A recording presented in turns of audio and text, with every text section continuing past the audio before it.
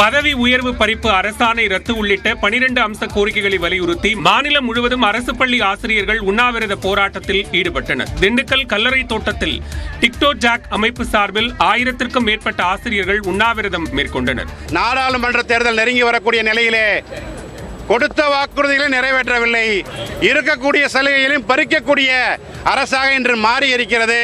திருச்சி மாவட்ட ஆட்சியர் அலுவலகம் அதிரே டிக்டோ ஜாக் சார்பில் 500க்கும் மேற்பட்ட ஆசிரியர்கள் உண்ணாவிரதம் மேற்கொண்டனர். திருவாரூர் மாவட்ட ஆட்சியர் அலுவலகம் முன்பு 300க்கும் மேற்பட்ட ஆசிரியர்கள் உண்ணாவிரதத்தில் பங்கேற்றனர். போராட்டத்தின் இடையே கண்டன முழக்கங்களையும் அவர்கள் எழுப்பினர்.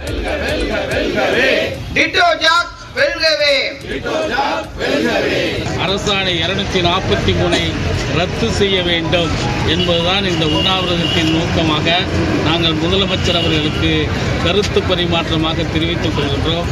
வேலூர் மாவட்டம் சத்துவாச்சாரியில் மாவட்ட ஆட்சியர் அலுவலகம் எதிரே டிக்டோ ஜாக் சார்பில் 100க்கும் மேற்பட்ட ஆசிரியர்கள் உண்ணாவிரத போராட்டத்தில் ஈடுபட்டனர்.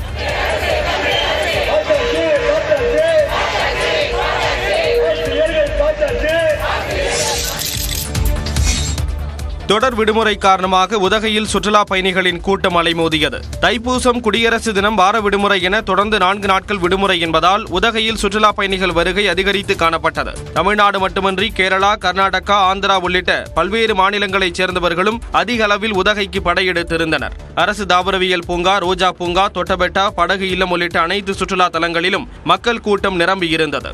இதனிடையே உதகைக்கு ஆயிரக்கணக்கான வாகனங்களில் சுற்றுலா பயணிகள் வந்ததால் சேரிங் கிராஸ், ஹில்பெக், தொட்டபெட்டா, லவ்டெயில் உள்ளிட்ட சாலைகளில் சுமார் 2 கிலோமீட்டர் தூரத்திற்கு போக்குவரத்து பாதிக்கப்பட்டது.